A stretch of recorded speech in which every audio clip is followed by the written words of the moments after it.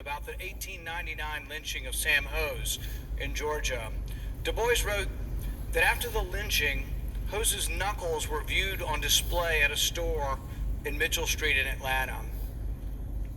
His liver and heart were even presented to the governor of Georgia as a souvenir. Sickening, grotesque, the images of lynching. In 1931, Raymond Gunn was lynched in Maryville, Missouri. The spectacle drew a crowd of almost 4,000 people, including, if you can believe it, women and their children. In The Tragedy of Lynching, the author writes that one woman even held her little girl up so high so she could better see the victim, who was, quote, blazing on the roof. Sickening and grotesque, these images. In the summer of 1955, 14-year-old Emmett Till was visiting family in Money, Mississippi when he went to a country store and bought some candy.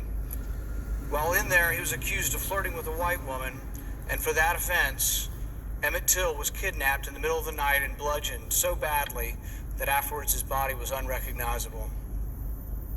He could only be identified by the ring he was wearing. After seeing her son's remains, his mother insisted on an open casket funeral so the whole world could see what the killers had done to her son. We must remember the murders of Emmett Till, Raymond Gunn, Sam Hose, and the thousands of others whose lives were destroyed by the barbarity of the lynch mob. But this bill will not do that. This bill would expand the meaning of lynching to include any bodily injury, including a cut, an abrasion, or a bruise, physical pain, illness, or any other injury to the body, no matter how temporary. Mr. President, words have meaning. It would be a disgrace for the Congress of the United States to declare that a bruise is lynching, that an abrasion is lynching, that any injury to the body, no matter how temporary, is on par with the atrocities done to people like Emmett Till, Raymond Gunn, and Sam Hose, who were killed for no reason but because they were black. To do that would demean their memory and cheapen the historic and horrific legacy of lynching in our country. As Congressman Amash stated, to be clear, the bill does not make lynching a new federal hate crime. Murdering someone on account of their race or conspiring to do so is now illegal under federal law. For over 50 years, and it has been a federal hate crime to murder someone because of their race for over a decade. Additionally, murder is already a crime in 50 states. In fact, rather than consider a good-intentioned but symbolic bill, the Senate could immediately consider addressing qualified immunity and ending police militarization. We can and must do better. That is why no one in the Senate has been more involved in criminal justice reform than I have. No one has introduced more criminal justice reform bills. In my time in the Senate, I have authored or co-sponsored at least 22 unique criminal justice reform bills. I am acutely aware of the injustices perpetrated year in and year out in our cities. But reform needs to be more than window dressing. That is why I'm on the floor today to offer expedited passage. Pass it today, the Emmett Till anti-lynching bill as amended. Lynching is a particularly vicious kind of murder, and a federal law should treat it as such. For these reasons, the Emmett Till Anti-Lynching Act should be adopted with my amendment, which would apply the criminal penalties for lynching only and not for other crimes. That the casket would otherwise be closed except for the heroism and courage of Emmett Till's mother. To suggest that lynching would only be a lynching if someone's heart was pulled out and produced and displayed to someone else is ridiculous. And on this day, the day of George Floyd's funeral, on this day, a day that should be a day of national mourning, Mr. President, in 2018, the Senate unanimously passed bipartisan anti-lynching legislation, which I proudly introduced with the only other black members of this body, Senator Cory Booker and Senator Tim Scott. It was a historic moment.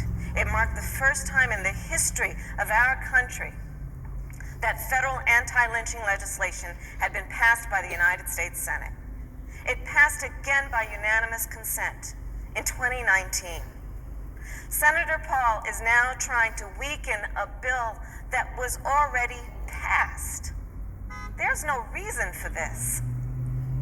There's no reason for this. Senator Paul's amendment would place a greater burden on victims of lynching than is currently required under federal hate crimes laws. There is no reason for this. There is no reason other than cruel and deliberate obstruction on a day of mourning. On this very day, at this very hour, there is a memorial service to honor the life of George Floyd, who was murdered on a sidewalk by a police officer with a knee on his neck. For 8 minutes and 46 seconds, George Floyd pleaded for his life, called for his late mother, and said he could not breathe. The pain experienced not only by that man, that human being, and his family and his children, but the pain of the people of America, witnessing what we have witnessed since the founding of this country, which is that the black lives have not been taken seriously as being fully human and deserving of dignity. And it should not require a maiming or torture in order for us to recognize a lynching when we see it, and recognize it by federal law and call it what it is, which is that it is a crime that should be punishable with accountability and consequence. So it is remarkable and it is painful to be standing here right now, especially when people of all races are marching in the streets of America, outraged by the hate and the violence and the murder that has been fueled by racism during the span of this country's life. And America is raw right now. Her wounds exposed. Raw from the fact that in the history of our country, black people have been treated as less than human. I stood here with Senator Booker when we first proposed this lynching law. And we talked about the pain and the history of the pain of this issue in America. And the fact is that the country is raw because America has never fully addressed the historic and systemic racism that has existed in our country. And our bill in its current form is an opportunity. It's an opportunity for this body to acknowledge the seriousness of this. To acknowledge that if someone places a noose over someone else's neck, why would you require that in addition their heart would be pulled out? Or their body pulverized to the point beyond recognition? Our bill is an opportunity to right a wrong and an opportunity for a reckoning in federal law. And we cannot pretend that lynchings are a thing of the past. Ahmaud Arbery was a victim of a modern-day lynching. He was murdered on February 23rd, 2020, just 3 months ago. Today we learned that someone heard one of the men who killed Mr. Arbery use a racial slur after shooting him. He should be alive today, and his killers should be brought to justice. No longer should the crime of lynching go unpunished. No longer should victims and their families go without justice.